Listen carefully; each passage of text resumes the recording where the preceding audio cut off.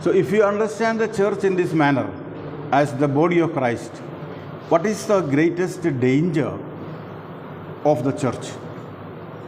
The greatest danger of the church comes from selfishness and claim to power. Body of Christ in the pattern of Jesus of Nazareth is a life of service, forgetting oneself for the sake of the other. If I live only centered around my own interest, my own power, and my own glory and name, that is the danger, or that is a contradiction of the life of Christ.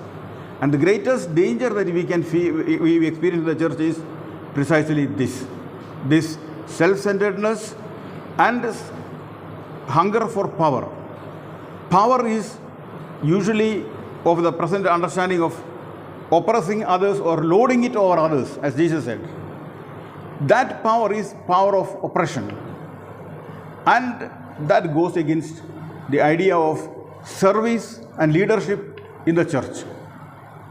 Service and leadership is meant for service, and that is the type of power, the power of the people from those who are at the bottom. Their power can be articulated by the leader, but that power is not a power that oppresses. A power that oppresses is destruction of the church.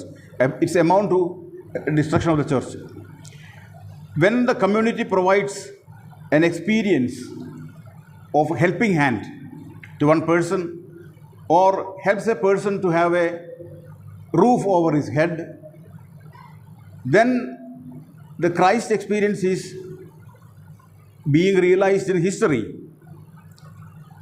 The kingdom experienced takes place there, in community where this kind of instances make the church.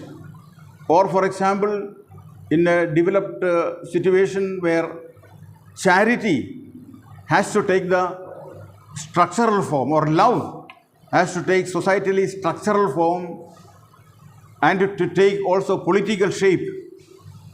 The same thing. If the church is interested and concretely shows the concern for the poor, the concern that all of them have a roof on their head, and concern that all of them get the ability to live according as they are being created, in dignity and respect.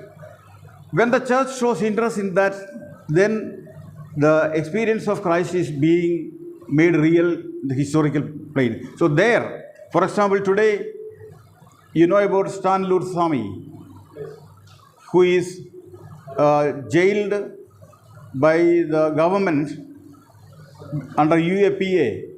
It is the harshest condition for jailing. UAPA, that you are declared as a threat to the nation and as a terrorist and so on. Such people are being put under UAPA. And Stan Lursamy is now put in the jail because of his involvement with the tribals. He has been involved with the tribals for the last 25 years or more, conscientizing them, organizing them, analyzing their situation, studying their problems, and getting their problems solved on a structural basis, not just giving charity, building a house and so on, but he has been building up the strength of the people and making effort on a larger scale with the political involvement of the people and organization for changing the lives of the tribals. That is to say, no one will be now able to take away their land without their consent. Can you imagine? The tribals of the North India, they were all stolen, their lands. Their lands were stolen by the big moneyed corporates, and all the wealth was taken out of their land, and then these people are made to wander as beggars in the cities. That situation has changed. Now, if anybody wants to mine the minerals, bauxite, iron, coal, and so on from the tribal area, they have to come to an agreement with the tribals. And in that agreement, the tribals will have to put their demand, and the other party will have to also put their demand and understand their demand for extracting wealth from the land will be conditioned on their providing services. They are providing conditions for a better life for the tribals, not sending them as beggars, as if the argument is that the property that they have is the wealth of the nation. So nation can take the wealth. Of course, nation can take the wealth. But it is under their foot. And their life should not be destroyed for the sake of using the nation, using their national wealth. It is also their wealth. They are part of the nation. And so their life should also be transformed into a better kind of decent human life when the wealth is taken away from them. That is a help to the people. It is not charity. It has come to this by political agreement. No law has been made. Nobody can go against this now. It has been made possible because of the political involvement of Stan Sami, they call him. His full name is Stan Sami. He has motivated the people and they have struggled for this. The situation for all the tribals has changed. So that is a change with the political involvement. Political dimension is brought in and transform the life for the better. It is much better much greater than giving money for the people. For so many years, giving money for the people, you can become big. You can become a big man, generous man by giving money to people. If you have stolen all the land and the minerals from their property, I have plenty of money, I can give. But what is required is not giving money and showing charity, making their life different on a structural basis with politics. And so love has to take political form. Love is politics, or politics is love in the case of Stan. I know him, 83-year-old man. He has the whole church has come up in response against it. Whole world also, different parts of the world community also are protesting against the government. The other day I saw also a message from Shashi Tharoor opposing this arrest and protesting against the arrest and so on. So great work has been done by this man, and that is where the church becomes real. Church becomes experienced by the people. The love of Christ becomes realized, and God experience.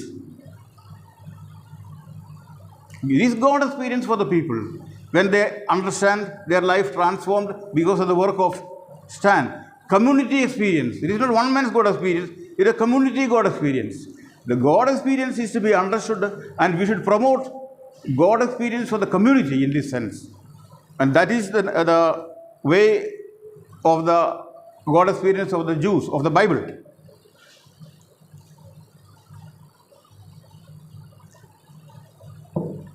God saves human beings in communities. So, this is the meaning of being the body of Christ. And from this example of the church as being the body of Christ, one should not come to the conclusion that hierarchy is the head of the body of Christ. Hierarchy is for serving the institution of the church. Hierarchy is in this way to be given the importance of service, not the importance of power. Power to deny whatever you ask, power to put the people into difficulties, like many parish priests do. If they did not get money, they ask for the people to contribute, then the parish priest will show his power on them. When they come for marriage, he will not give the ban, or when somebody is dead, he will not allow to be buried in the cemetery. This is all power of the parish priest. And that is not the way. That is power of the wrong type. That destroys the church. That destroys the presence of Christ. And that makes Christ experience impossible for the people.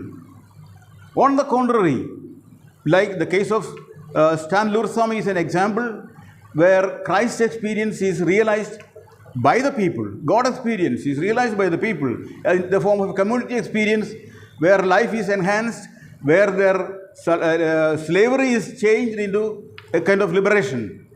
It is the process is to some extent started. Now Father is in the jail. We all pray for him, and efforts are being made to have him released. So the body of Christ metaphor expresses the divine dimension of the church, without which the church will remain a poor, pure human institution. It is not we who create the church, but it is we who have chosen to be the church. The choice is God's and Christ. We have chosen, but then we have been chosen by God to be his people. We have been chosen by God to be the new Israel, and we have chosen to be chosen. Without our choice, we would not become members of the church. So the basic choice of us is God's and Christ, and there we have to encounter this choice with our choice. Despite all criticism of the church, it does remain God's chosen community. In this community, Christ will always be present and continue his mission on earth. No matter how unfaithful and distorted the church might be in presenting the Spirit and in proclaiming its mission. So, many people in the church may not recognize the mission and the task as we have according to this image of the church. But then, in spite of their failure, church will always remain in this way, representing the Spirit and the mission for the salvation of the world. So you see, the image gives us an understanding of the church, the body of Christ image. Earlier, the people of God image, that gave us a different understanding, different dimensions of the church. Before that, the Lumen Gentium, the light of the nations, that also gave us some understanding of the church. So in this way, we understand the church through image. And we also sometimes discover a wrong image in our minds, like bark of Peter. That also is image used in the Bible. But that is a self-centered church, not a church that is for the other. So self-centered church for its own name and glory, bark of Peter, those who are in the bark, those who are caught by the net will be saved. That is a kind of an image which we have to, in all our strength, keep away from the church now. So the next, another image is the church as the temple of the Holy Spirit. It is the Spirit who constitutes the church. I said yesterday, institution and constitution. Constitutes means the Spirit goes beyond institutionalization. The Spirit of the church goes beyond the institution. So Christ institutes the church. So institution dimension. The Christological emphasis gives emphasis to the hierarchical structure of the church. So body of Christ. So this the hierarchy is part of the body of Christ. The correction must come from the pneumatological understanding of the church. So the church is instituted but constituted by the Spirit. Constituted means the reality of the church is constituted by the Spirit. It is not merely the authoritarian structure that is important in the church, but every service that goes on in the church, every service, the Spirit, pneumatic church, or let us say charismatic church, that is a consequence of this. Charismatic church is where everyone's service has got a place. And every small service becomes important as part of the establishment of the kingdom of God. And we grow with the church, and we work for the development of the church as the kingdom of God, which gives us meaning in our life, which brings us in contact with the Spirit of Christ as we begin to live according to the pattern of the Jesus who lived.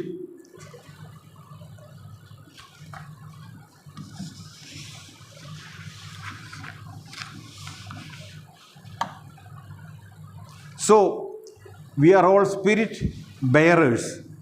Anyone who is in Christ has the Spirit and is a new creation. 2 Corinthians. The church is created by the event of the Spirit, Pentecost. So everyone is a bearer of the Spirit. And bearer of the Spirit means living like Christ. When we live like Christ, we pattern our life according to the model of Christ, then we become the Spirit bearers. There can be also different understandings of bearing the Spirit, as if it is my personal thing and so on. I don't know how much that is to be promoted. We have become Spirit bearers when we live like according to the pattern of Christ's relationship with others. Anyone who is in Christ is a new creation. So being a new creation, being a new type of, being related to the world in a new way of salvation, that is being in spirit. Being in spirit is not merely a psychological or mental affair, but it is the style of life concretely lived in history. Therefore, all of us are bearers of the Spirit. You have been appointed by the Holy One, and you all know 1 John 2:20. Then this understanding, eschatological spirit, gives us also an understanding of our mission. Charismatic body. The charismatic body of the church gives us the mission of the eschatological realization of the kingdom. The possession of the eschatological spirit forbids withdrawal from the world. So the creation of the new world is to take place on earth. And the fact that we have the Spirit, it does not mean that we must withdraw from the world. We have got the Spirit, and so I have nothing to do with the world. That is not right. On the contrary, the opposite. The spirit of service. So like Jesus filled with the power of the Holy Spirit after his baptism, he lived, went and served the people. So the disciples, after their baptism with the Holy Spirit at Pentecost, go out to proclaim and witness the kingdom. Their task is to continue Jesus' mission in the power of the Spirit, whom they have received from him. The Spirit empowered them for mission after the Easter. The mission of union and communion with the triune God and with one another in the eternal banquet. I will be their God and they shall be my people forever. So the charismatic community, the understanding of the church as a charismatic community gives us this mission, fills us with the consciousness of the task for the creation of the kingdom. So church as a charismatic entity of which every member has got a function to fulfill that we have mentioned already. Every little service which each one is enabled to do is because of the gift of the Spirit, gift of God. And so every service is fulfilling of a charism. So it does not mean charism is only in terms of speaking in tongues and healing and only in those terms. Charism is every service done to the community. I may be taking care of the welfare, the health affair of the people affected by the COVID. My service, that is charism, my charism. God inspires me or God allows me to serve. I may be giving education to the poor children, organizing the weak, and enlightening and conscientizing the oppressed. That is my charism. So this charism is in different ways for the growth and development of the kingdom of God. Of course, we can speak in terms of the church also. But then we fall back into the old categories where the church becomes the center of our work, goal of our work. But today we say church is not for its own sake. Church is not for this purpose. None of the work is for the church. The church is for the kingdom. So every work that we do today is for the development of the kingdom. If you say for the church, then you should understand it in that sense. Literally speaking, no work is meant mainly for the church. Everything is for the kingdom. And that is a pre-Vatican mistake, if you want to say so. Then, church is the icon of the Trinity. We have seen also this. The indwelling of the Trinity is paralleled by the co-inherence of the members of the church, relationship with one another, and so on. So, these three images I have emphasized again as the basic structure of the church, the Trinitarian character of the church. So, these are some of the most important images.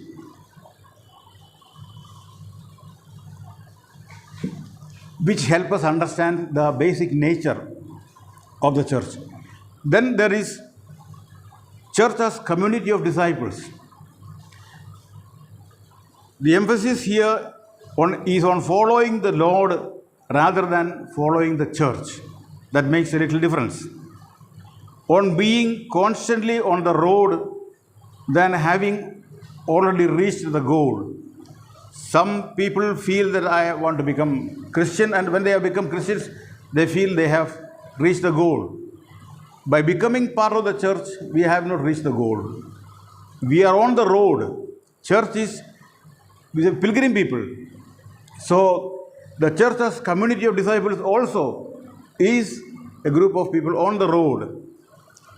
Three basic elements of following the Lord in the New Testament are outlined best in Mark 3:3-15. You know the elements. Which are they? We have been called to be with and to be sent out. So being called, being with, and being sent out. These are the three elements of the of discipleship. The stress in the vision of the church as a community of disciples is on the second part. Be with. To be a disciple, therefore, means first and foremost, be with the Lord, to have been called by Him into an intimacy, and to have first-hand knowledge of Him. So that is being with the Lord as a part of the community of disciples. Then discipleship implies also constant becoming. We are always on the road. We are becoming disciples. Discipleship is a precarious thing. Something that we can betray or deny. We can go against our discipleship very easily. Our freedom. We always remain people with freedom to choose and to refuse. It is here that the community becomes quite important, where the possibility of refusal is there. The community of disciples become important because the community dimension helps us to continue on the way of discipleship. So discipleship is in community. Without community, there will be no scripture, no church, no disciples, no discipleship. So discipleship is in community.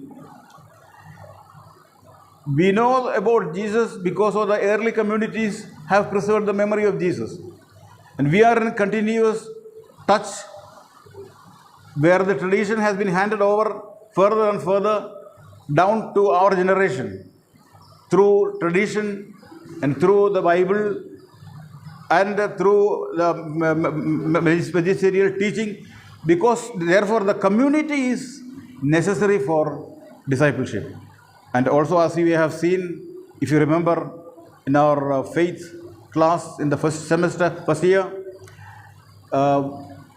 faith or discipleship will bring us also into community.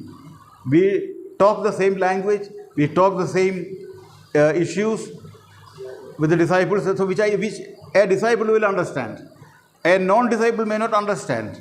So therefore, community and discipleship, they go together. Then also, discipleship and ministry. We will have to view ministry of the church differently when we are disciples coming together. Selected and commissioned on the basis of proven discipleship, one may be given a range of responsibilities as leader in the group. But then it is never an authoritarian power. So among the disciples, someone who has given a special responsibility is not someone who lords it over the others. He is for service. So the same way we have to think of the whole church, and the parish priest is a leader of the disciples. And there the present day practice is something that has to be severely criticized and corrected in the light of this understanding of the church as a community of disciples. So the image of disciples makes us understand this. When there are the disciples, there is only one master. We are not masters.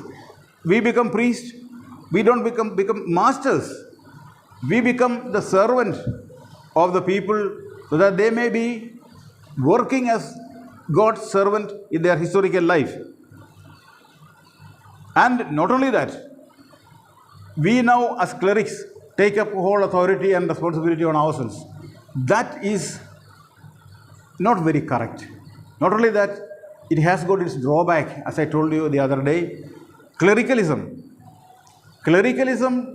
should give way to a democratic type of arrangement where the lay people have got a voice. It is necessary. In the parish, often the last word is the word of the priest. I say, and everything is over. That should not be the general practice.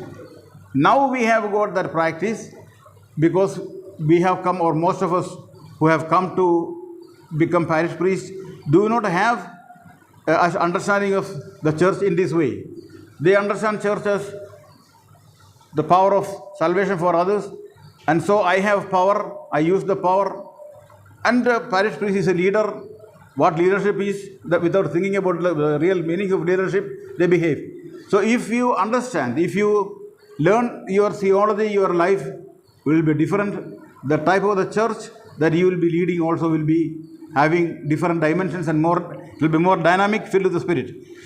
Give the laity their share in the government of the church, not on the basis of hierarchical delegation, but on the basis of their own vocation. So now some kind of authorities are given to the lay people as parish priest delegates or the bishop delegates. Some people are chosen to the decision committee, may be the president. The power is given by or from the bishop. That is delegation. Delegation is still, the power is the power of the order. Priest or the bishop, he becomes. The power is depending not on the being of the layman, but being of the clerical status of the priest and the leaders. So we should now be able to give power not on the basis of hierarchical delegation, but on the basis of their own vocation. The lay people have got vocation as God's children and as disciples of the Master. On the basis of that, they should be given their responsibilities. Then church's communion. This is another image.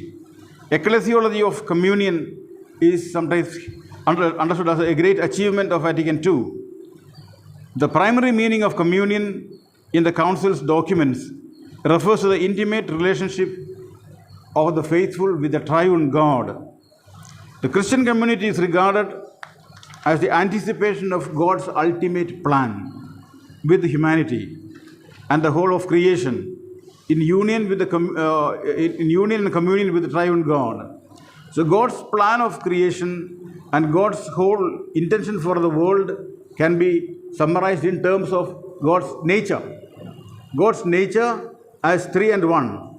Three persons, one reality. So there is a communion, a tremendous communion, where there is individual persons being respected, but no opposition with the freedom. Each one not going against the others, equality. So in that way, a type of relationship which cooperates with one another. That type of relationship is Trinitarian communion. And religious communities, we are supposed to be in the model of the Trinity, Trinitarian community. Same with regard to the married life. Families, they are supposed to be in the manner of the Trinity. There is love and understanding and collaboration and cooperation. The whole meaning of salvation is communion with the Trinity, being one. So communion with the Trinity, that is reflected on the historical level as well.